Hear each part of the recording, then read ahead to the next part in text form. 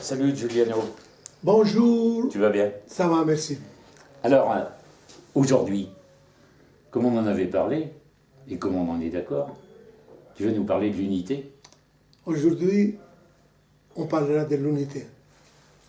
Et on Alors. arrivera jusqu'à 5.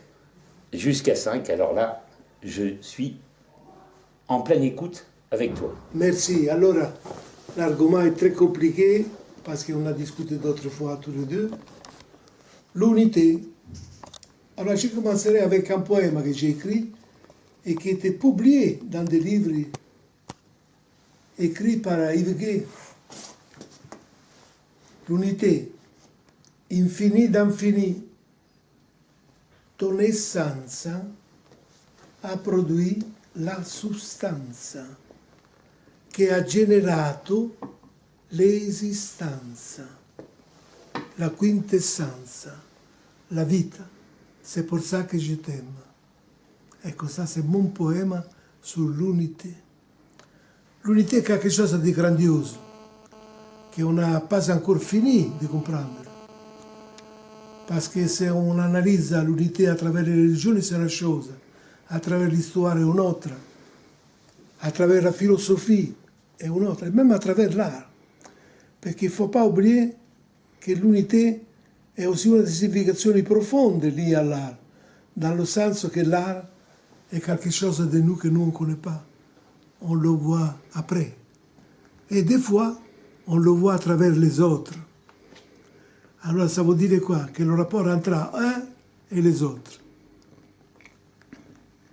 Dans un, pour chronologie, on passe à deux. Et le deux est un moment important, parce que le deux est la dualité créatrice. Alors tout est basé, presque tout, sur la dualité.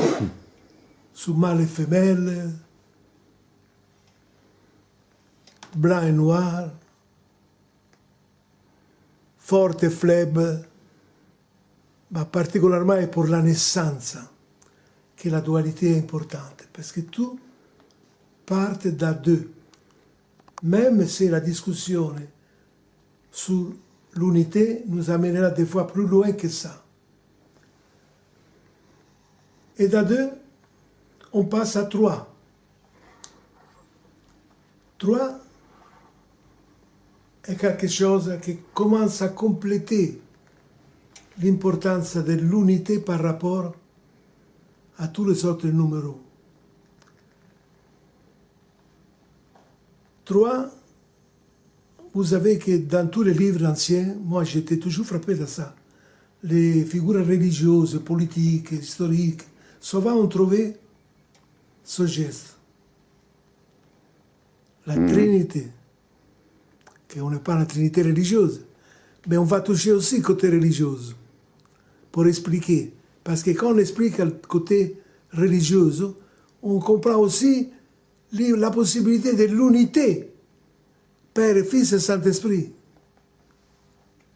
Et puis, 3, c'est aussi, si on va toucher l'alchimie, soufre, mercure et sel, qui sont 3 essentialités che sono dalla natura. E 1, 2, 3 è aussi quelque chose che nous aide à comprendre la composizione dell'unité et dello spazio-temps. Parce que quand nous on arrive à imaginer l'infini et poi le réduire à un point, là on se rend compte qu'on le réduit à un point, c'est-à-dire c'est la limite. C'est la limite, c'est en forme de triangolo qui finit là.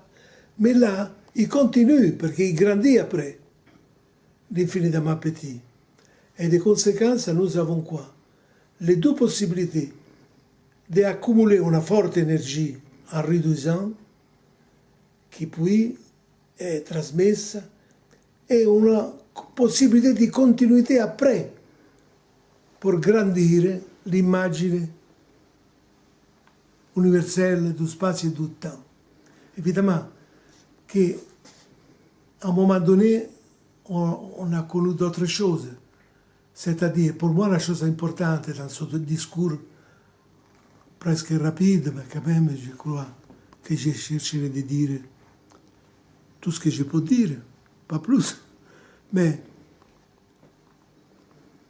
la funzione dei trois principi è importante per comprendere, cioè soufre, mercurio e sel.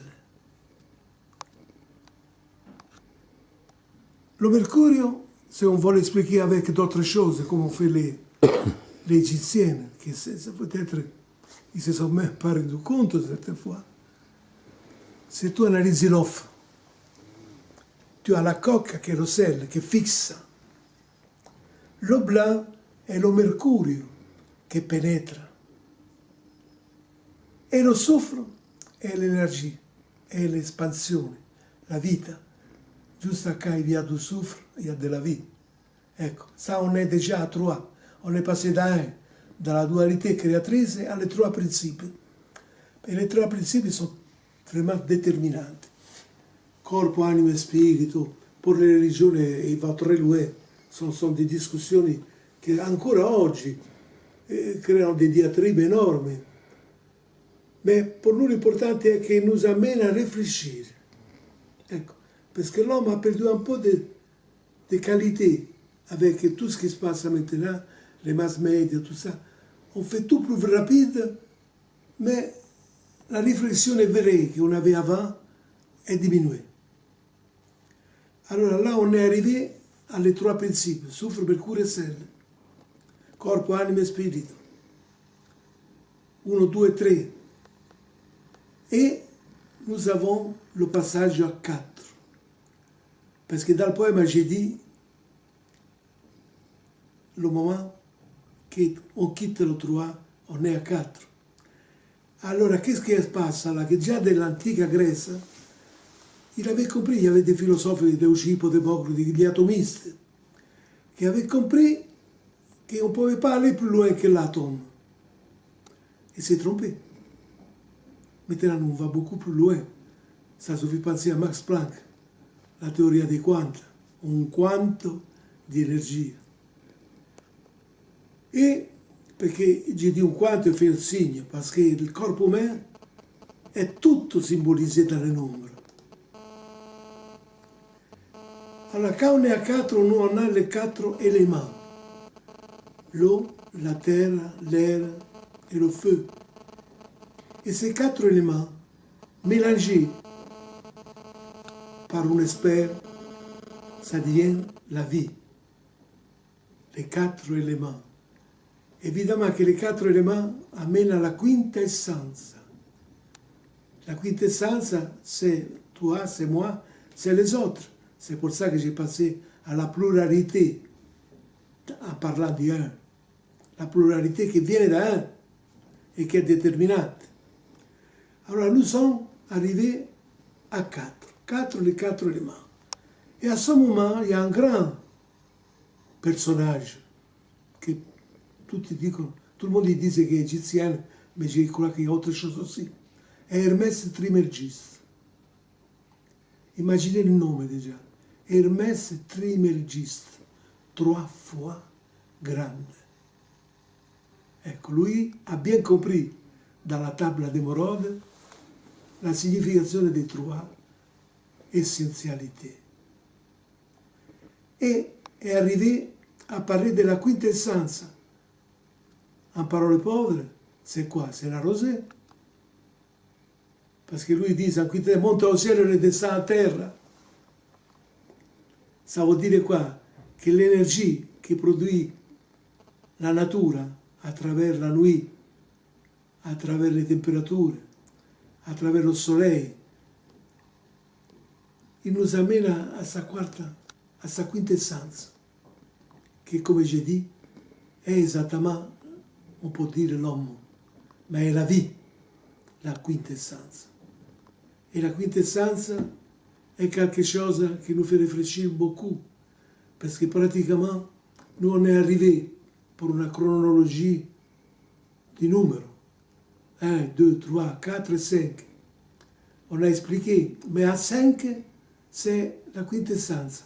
Et la quintessence, c'est comme l'homme, il faut passer à un autre étage pour continuer. Et ça sera l'étage de la prochaine réunion qu'on va faire pour parler. Parfait. Ah, mais écoute, je suis heureux aujourd'hui de t'avoir une nouvelle fois écouté, parce que nos rencontres régulières, philosophiques, et aujourd'hui autour de l'unité, est quelque chose à laquelle on ne peut pas être indifférent et qui intéresse tout le monde au plus haut point. Alors merci Giuliano de cette entrevue aujourd'hui autour de l'unité, et puis en attendant que nous développions encore d'autres thématiques au travers de tous ces sujets. Voilà, et bien écoute, voilà, dans ton atelier-galerie, dans ton antre où on voit tout ce que tu ne cesses de faire depuis des années, et que tu as surtout développé à Saint-Paul-de-Vence, eh bien, voilà, on est aujourd'hui le 12 février Ouais, 2015. 2015.